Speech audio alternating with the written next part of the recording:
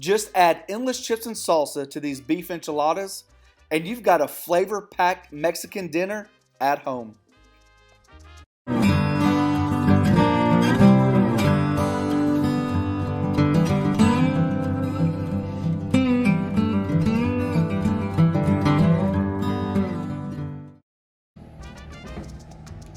So how do we make these enchiladas? Really, really easy. And I will say this, by no means is this authentic. We actually like white flour tortillas instead of corn. And we use some, just your standard grocery store ingredients. We bought big bulk ground beef, so we just got 1.5 pounds of ground beef there. Any type of cheese will work. Today we're going to use a hot pepper blend, and we're going to use sharp cheddar, taco seasoning, enchilada sauce. We're going to show you a good trick on this, and some good green chilies. So how do you make these?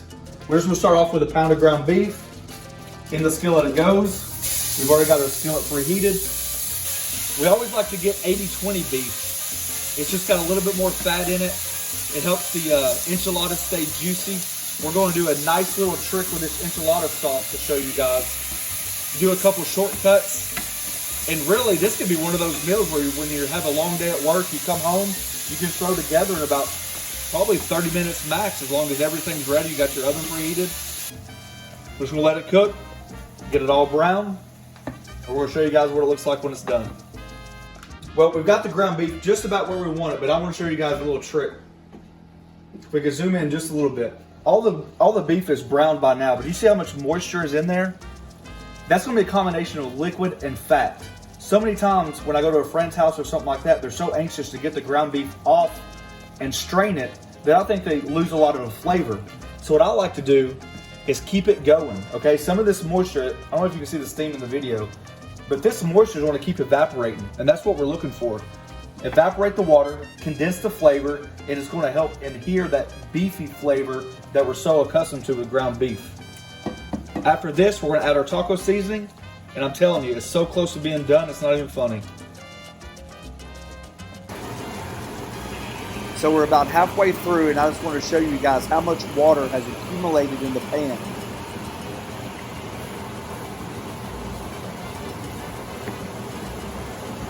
You see how dry this pan is now? All that moisture has evaporated. We didn't strain it, we didn't do anything, but all that moisture has condensed down and reduced, and now it's just pure beef flavor, and that's what we're looking for. Now, here's how we finish this. Taco seasoning. We buy this by the bulk because it seems like we use a lot. From taco night to fajitas, we can put it on pork and braise it, and with tomatoes and onions and garlic. Anyways, so we buy it by the bulk. But if you buy the single package, it says 1 pound of ground beef per package. So I'm going to guesstimate, and I'm going to put about 2 packets worth into this ground beef.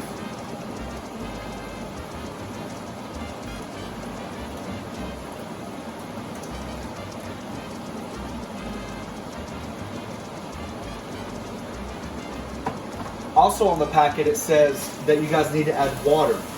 Well, we're going to do something a little bit different to add a little bit more flavor. And that's what we're about. We just want to give you guys a chance to basically boost your flavor in the kitchen. First, we want you to start cooking, because I don't think there's anything better than learning how to cook and adapting and putting your spin on what we create. And that's what basically we do. So when we add the green chilies in a couple minutes, if you wanted to add something spicier like chilies in adobo, jalapenos, peppers from your garden, this would be a perfect opportunity to do that.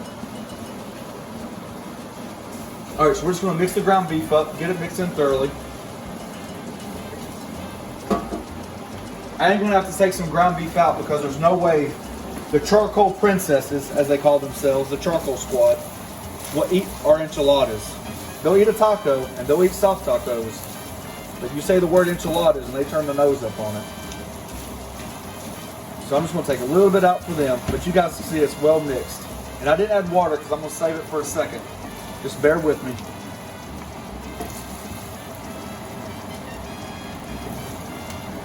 All right, so we're going to leave about 1.5 pounds in here, okay? This is what we're going to do. We're going to add about a half a can, because this is 19 ounces. There are smaller cans. If you do get the smaller can, I typically add a whole can of the small can, but this is all the grocery store has, so that's what we're going with. So instead of adding water, we're adding flavor, and we're gonna let this reduce down. Just like we did that water in the beef fat when we're doing the ground beef. See how loose this is?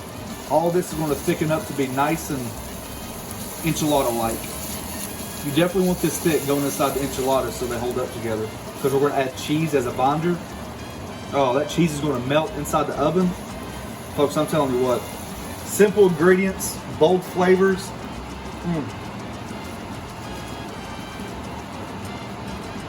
Now, I will tell you this. Here, let's pan to this. So, this is my brand of choice, Old El Paso. I like that, and I like their taco season. There are some other enchilada sauces out there. I'm not going to use them by name, but I would definitely not recommend. They taste like chili powder and water. This has, I don't know if you can tell, but this has some thickness to it. You guys see how it coats the fork? We're going to thicken that up just a little bit because I like my enchilada sauce to be a little bit thicker than normal. I'm going to show you guys how to do that. But there's some of them out there. When you do this, everything just falls off the fork. And I don't think it's really good at all. There's several out there that's like that. But this is the brand I choose because it's got the consistency I like and the flavor is pretty neutral.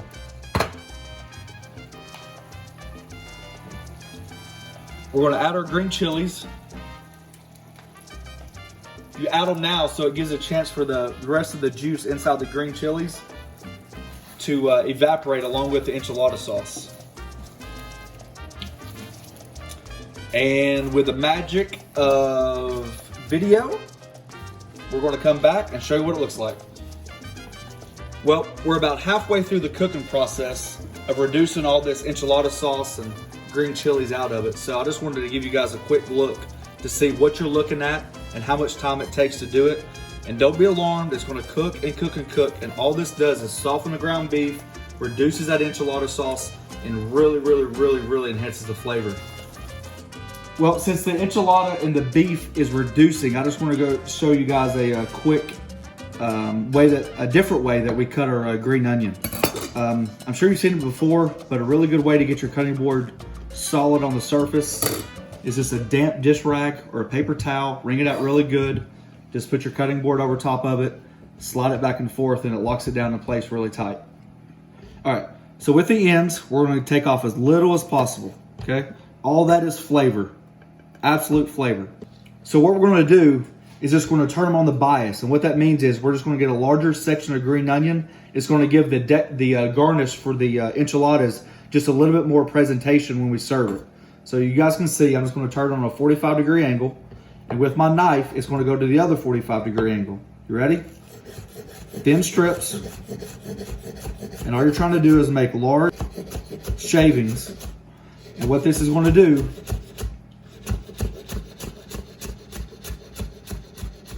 is just give your green onions just a little bit more oomph when we go to decorate. You guys see the difference? There we go. I think this is the final stages. Now, as you can see how hot this is, it's not going to be super solid. All I'm doing is scraping the bits up. Remember, those bits on the bottom is flavor. So we're just going to scrape those up with a wooden spoon. We're not hurting the cast iron at all. And what we're going to do, we're going to set this off the heat and let it cool down. I know you're trying to rush this process, but this is an extremely important process. Take it off the heat. We're going to let it cool down because when we roll this, we want the cheese not to melt right away. And I don't know if you've ever rolled a hot enchilada with hot meat, but that bad boy can burn you. So we're just going to turn the eye off. We're going to dump the meat out. I should have kept that stove on. I'm going to in a second. Because I'm going to show you guys another trick. Another trick for flavor. It's all about how to take simple ingredients, store-bought ingredients, and boost the flavor. Keep it on the same temperature. So we got about half the original can left over. The rest of the half obviously is in the enchilada beef. Then we're gonna take this can. Now I did look in my pantry and somehow I do not have cornstarch. There is sometimes I take cornstarch, add a little water, make a slurry, but I don't have any. So what we're gonna do is while my ground beef is cooling down, I'm just gonna put this on the stove in the same dirty pan because all this is flavor. And we're just gonna reduce this down by half, and this is gonna be the enchilada sauce topping that goes over top. And you're gonna notice when this reduces down, the color is gonna darken, which means there's less water, which means the flavor's concentrated, and we're almost home. All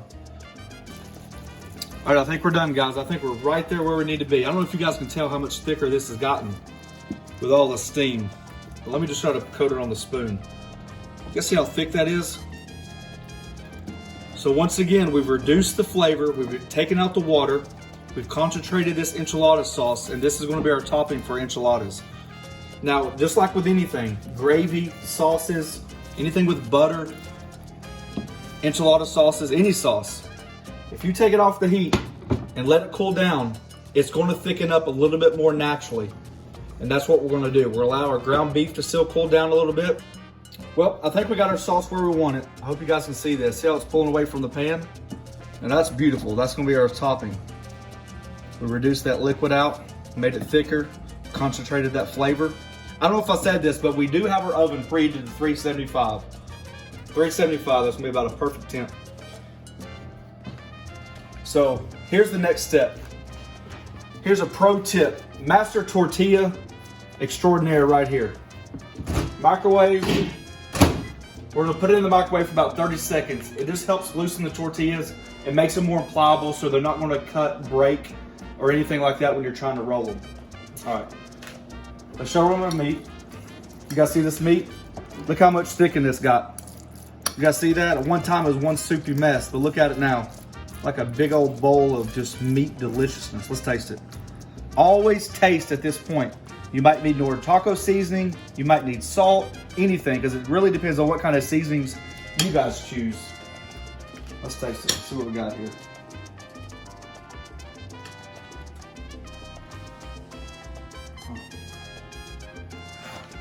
I'm telling you, add that enchilada sauce, really just, golly. That's good. It don't need nothing. Perfect on round one. All right, let's assemble. Remember, we got the rest of our sauce. Just coat the bottom of the pan so our tortillas don't stick.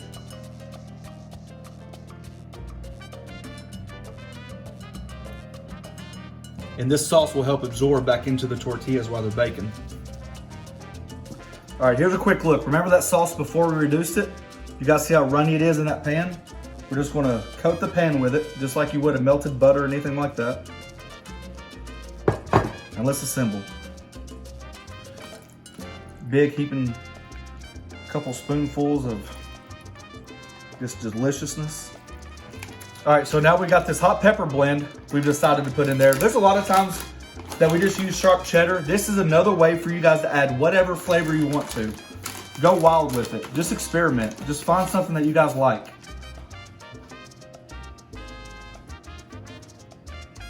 You guys see that? Stuff it with cheese, roll it over, hold this side, tuck it with your fingers, and roll it over. Just like that. Show you one more, and then we're gonna do the whole pan. And once again with the video magic, miraculously, they're all gonna be done. Here, you ready? That's gonna be a cheesy one. That's what I like right there. I'm calling that one right there. Roll it over itself. We're gonna leave just a little bit of space. Just a little bit of space. I'm gonna repeat these steps until this pan is done. We'll see you back in a second. Voila! All right, so we've got these rolled out. You guys can see that it fits the pan perfectly. We're gonna take this reduced sauce, pour it over top.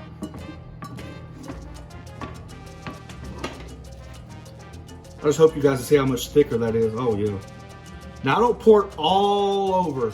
I'm gonna tell you why, because when it's in the oven, I like for some of those brown bits to pop up on the tortilla.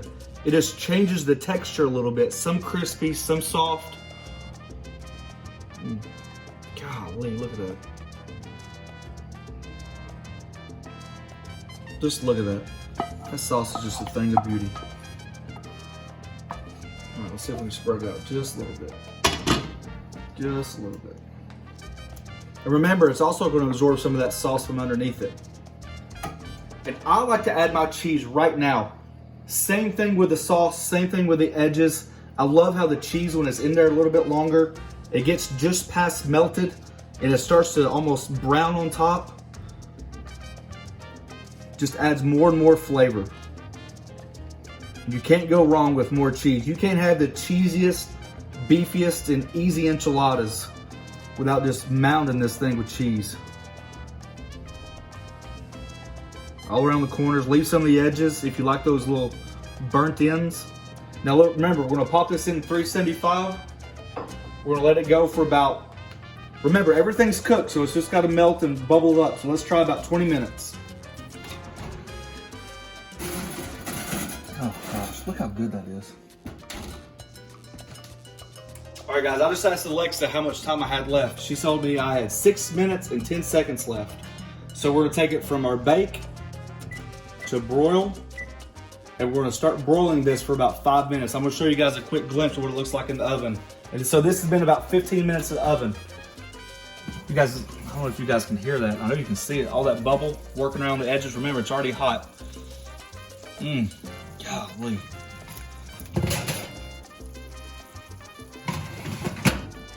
Let's give it about 5 minutes, and we're gonna take that bad boy out of the oven. You guys ready for the big reveal? Ooh. Here we go. Oh, that's what I'm talking about. That's it right there. That's that. I love how that cheese just gets a little bit darker. Now that's me. If you don't like it this well done, take it out a little bit earlier. But that right there is perfect. I want to show you guys. You guys see those little crunchies on the edges? Ooh, I love that. Just gives it just a little bit of texture in the mouth. Now obviously we're not going to serve this hot. So once it cools down, we're going to be able to plate this up and send you guys on your way. Hey, let's do this. If you guys have a question or comment, or you guys have a secret ingredient or a certain way that you do your enchiladas, just comment down below. I'd love to see them. I'd love to hear people's family traditions, family secrets, what they do, what they add.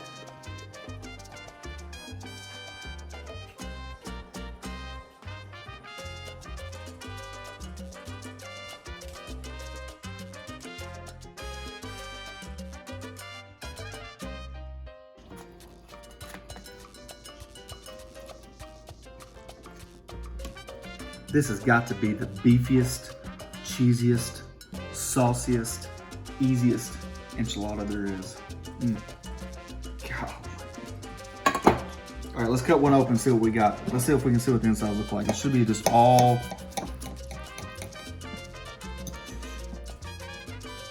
Oh yeah. Look how that tightened up real nice. The cheese melted inside of it. Ooh, we gotta get a bite. All right, let's go. This is what they've been waiting for. Is it good? Is it edible? A little sour cream. I love sour cream. Look at all that cheese. Oh.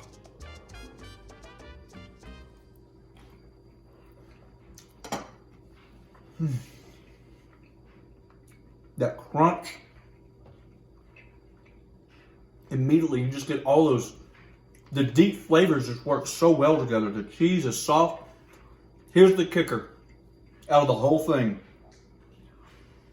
If you take regular ground beef and just brown it off, strain it, and do whatever you want to it, it is so much different than if you reduce that liquid, put that enchilada sauce in it, and cook it all together. I'm telling you, it makes the ground beef more tender. It feels like it tastes like you've been cooking for hours. And with just what, 6 or 7 different ingredients? Man, this bad boy, golly, let's do one more. This bad boy is about legitimate as it can get. I love that crusty cheese on there. That cheese just melts right in. You guys see that? Look at all that cheese pulling away from that meat. Last one. No, we ain't playing around. I'm gonna take this next. No, you know what? I'm ready to chow down. Hey, thanks for watching this video. Guys, don't forget to press that subscribe button. Share it with your friends. And see you next time. Peace.